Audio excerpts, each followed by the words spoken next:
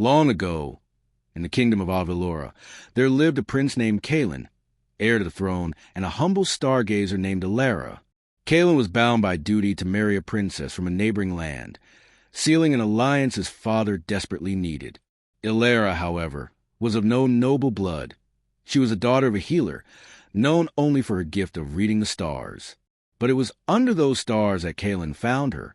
Night after night, he escaped the castle walls to watch her trace constellations across the sky. She spoke to him of the heavens, as though they were alive, as though the moon itself was listening. Slowly, their friendship blossomed into a love they could never confess in daylight. For months they lived in secret, hearts bound beneath the same night sky.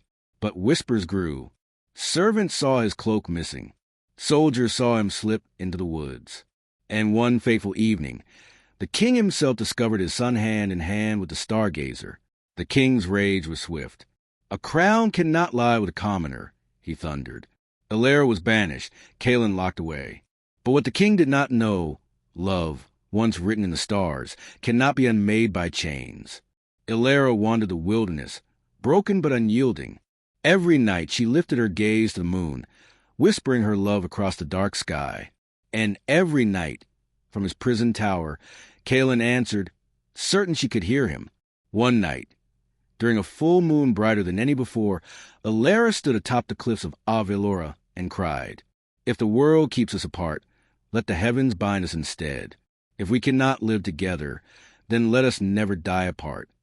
At that moment, a strange stillness fell. The wind stopped, the ocean froze, and the moon glowed red as though it had heard her oath. Unknown to Elara, the gods were listening. Some pitied her, others raged at her defiance. They spoke, "If you wish to be joined beyond mortal law, then so it shall be, but love comes with sacrifice." The night sky darkened. The curse had begun. Meanwhile, in the palace, Caelen's health waned. His heart beat faintly, his body weakened, as though a piece of him was being drawn from the earth. The king summoned physicians, priests, even sorcerers, but none could heal the prince. When Caelen whispered Elara's name in his fevered sleep, the king realized the truth. Their bond had crossed beyond the flesh, into something divine. Consumed with rage and fear, he commanded Elara be hunted, blaming her for the curse upon his son. The soldiers found her at the cliffs, pale, sleepless, and still whispering to the moon. They dragged her before the king. "You will forget him," he declared, "and if you will not, you will die for it." But Elara, even with a sword at her throat, smiled through her tears. "You cannot kill me, for I am already his. My soul is not yours to command." That night, before she could be executed, the moonlight itself pierced the palace windows, flooding Caelen's chamber in silver fire. The moon grew vast, filling the sky, its light bending the world around it. Villagers woke to see the heavens ablaze. Wolves howled, rivers trembled, and even the king's guards dropped their weapons in terror. In Caelen's chamber, the silver light wrapped around him like a shroud, lifting him from his bed.